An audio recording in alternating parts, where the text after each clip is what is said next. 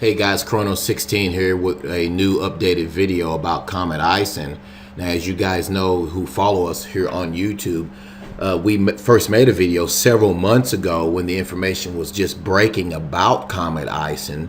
And in that the first and only video that we made up until this point, we talked about how bright would Ison get and how, in what times and what different parts of the night in the mornings that you could see Comet Ison and what it would look like from different parts of the United States and world. Actually, that video is still a very good video for information on what Comet Ison will look like and the magnitude of Comet Ison at different points as it comes into our solar system and exits out of our solar system. So go to that YouTube video linked under this video if you want to see what that comet is going to possibly look like if everything pans out just the way they say it will.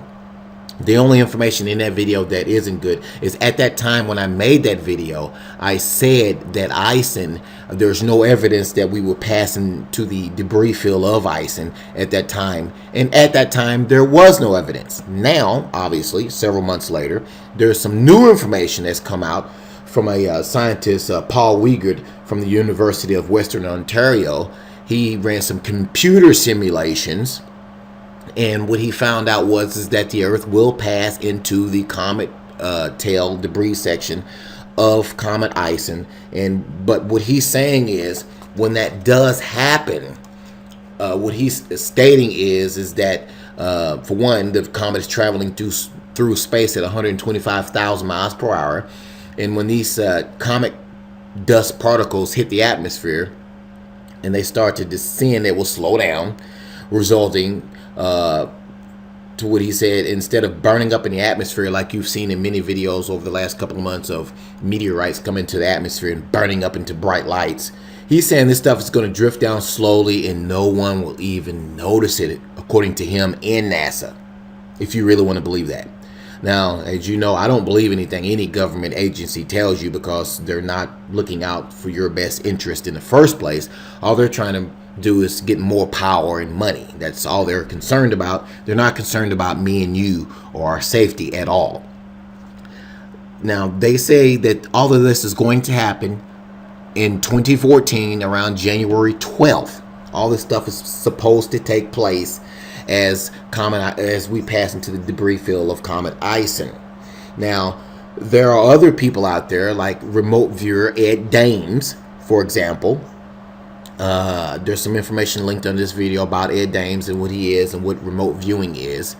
He's been saying since the 1990s, and there's documented evidence of what he said since the 90s right here on YouTube, actually. Just look up Ed Dames. He's been talking about a kill shot coming in from the sun, a massive solar flare that's going to do some serious damage here on Earth coming in from the sun. And he's been saying that a large body passing by is what's going to cause it. Well, now he's saying that large body is Ison and that it's going to cause a flare. Now, we do know for a fact that, and you can go research this yourself, guys, that comets, when they go by the sun, and when they actually particularly go by the sun very close, they cause flares to come off the sun. This is documented by SOHO and the space probes that they have up there in space. Go look this up. You'll see. And most of the times when these comets, definitely when they run into the sun and crash into the sun, they usually produce a large flare, and they always miss the Earth. And also when they pass very close to the sun and come back around the sun, most of the time, I say about 85 to 90% of the time, they produce large flares. So there's a very good possibility that what the remote viewer Ed Dames has been saying since the 90s could happen. Why is that particularly so with this comet? It's because of Ison's apparent unusual size. Ison is a huge comet, okay? And bigger than normal, by the way. So that is a very strong possibility that what he says could come to pass. Now, he was on Coast to Coast AM with George Norrie on April 23rd. So after I get through talking to you guys and giving you a little bit more information about what's going on with Comet Ison, we're going to go over to some audio from that Coast to Coast AM show and let you listen to yourself to what Ed Dames is saying. Now, what we're going to do now is we're going to go on over to some other information here. Dates to remember.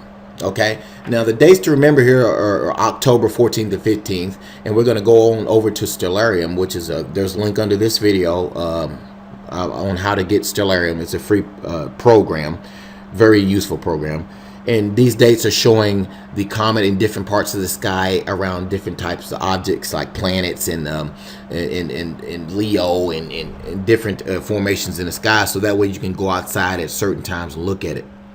Okay, because we just want to keep you updated on what's going on with the comet. Now, as of me making this video right here, this is all the updated information. What I just told you about what the scientist said, and what I'm fixing to show you here on screen using Stellarium is really the most updated information that there is out there. We couldn't find anything else more updated.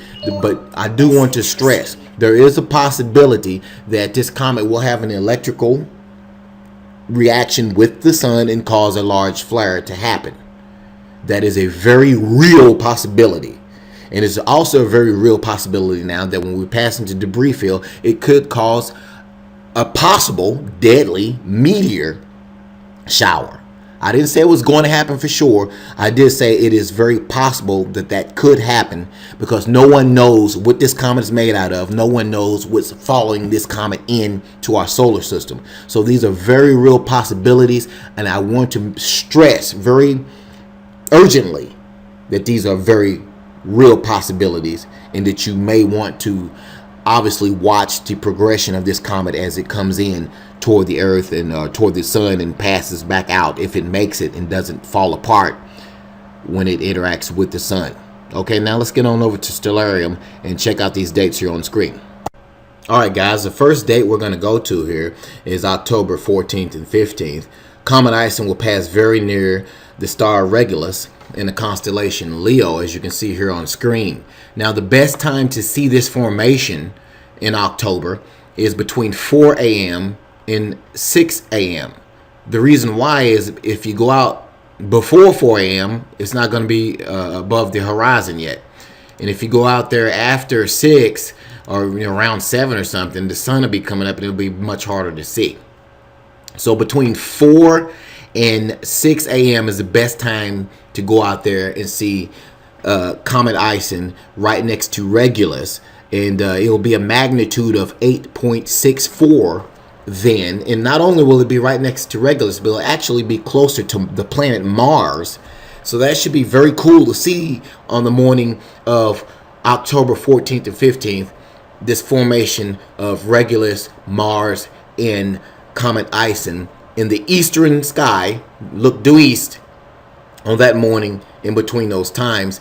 And if you're in the United States, guys, do your homework, adjust your hours accordingly. I'm in the central time zone, so if you're on the east coast, adjust your hours. If you're on the west coast, adjust your hours. And on the mountain time, adjust your hours. Now, the next date we're going to go to here real quick is November 18th. What's going to happen on November 18th? Well, you can pretty much actually see here that on November 18th, Constant will be within a degree of Spica. 1 degree of Spica. The best time to go out there and see that formation is between 5 and 6 a.m. Central Time. Again, adjust your time zones, because I'm in the Central Time Zone. Go outside, look pretty much due east, and you'll see in the eastern sky, you'll see the Comet Ison, which will be a magnitude of 2.76 at that time, will be right less than a degree from the star, the Spica star. And also in that sky, just below Ison, will be Mercury, and Saturn will be rising up. So between 6 and 7 is the best time to see that formation. Now, the next date we're going to is the 28th of November. And on the 28th, obviously, Ison will pass as closest to the sun at that particular point, and that's we're not going to be able to see that from Earth, guys, because the sun is obviously way too bright. But if we zoom in here on this program, you can kind of get a feel and an idea of what it would look like if you could look at it. If you have a telescope, I'd advise you guys to get a solar filter and check that out, because it would be a very cool sight to try to see on a solar filter onto your telescope. Now, guys, we're going to wrap this up. Sorry it took so long, but there was a lot of information we had to get out. Again, this is the most updated information that I know of on the internet as of today. And today's date is May 2nd, by the way, that I'm recording this. We couldn't find any more updated information other than what I've told you in this video. Stay tuned after I get done talking. Ed Dames is coming up next from my April 23rd Coast to Coast show, where he's talking about how Ison is going to be the reason why the kill shot comes toward the Earth. And one more warning before I go, guys. I want to stress this again. Be aware of websites out there, YouTube sites, telling you that they have information that somebody told them, okay? There's a lot of people out there making videos almost every day talking about there's new information about Ison. There is no new information about Ison as of me talking on this video right now. I've searched it. Me and other people have searched it. There is no other information other than what I told you in the possibilities of what's going to happen. So I want you to be aware of that. Be careful. Now, I've had people tell me things that's supposed to happen with Ison. I can't verify them, therefore I'm not going to put it out there and tell you about it, because I can't verify it. I'd just be basically lying to you and telling you what somebody told me as a rumor. I don't want to do that here. If there's any more information about Ison that comes out, I assure you we will make a video about it. Thanks for watching, guys. God bless. This large passing space body, if all the people who have not seen my Kill Shot DVDs, and it's free. They can go to thekillshot.com and get it still. In that, you'll see I mention a large passing space body is either initiates these solar flares, the sequence of very large solar flares, or is concomitant with it, attendant with it. We think that the Ison group that discovered this very large comet, we think that Ison comet is the best candidate. All these things are fitting like pieces of a puzzle. So that's why I'm saying I'm putting my stuff on the line now, because you know that remote viewing is outside of time. That's why we have to work so hard to establish dates. But I'm saying 2013 and early 2014 is when it starts. So all that, I believe, will eclipse all these wars and rumors of war. Well, this comet that is out there, Comet Ison, right? That could be a candidate here? Well, that group, actually it's a group that discovered it, and it was two men in the group, one from Belarus, one a Russian. And we're saying that the comet that they discovered is very large. It's going to pass it's a sun grazer. It's going to be a sun grazer, and it's going to dump dust on Earth, coming and going in 2014, early 2014. People can check this out on the internet themselves. We're saying that plus these two other events that presage, they're not precursors of, but they presage the kill shot. It's all so close together that and because that large passing space body is the thing that triggers or is concurrent with the initiation of all these huge solar flares. We're saying that comet passes by in the late in winter, late fall and winter this year.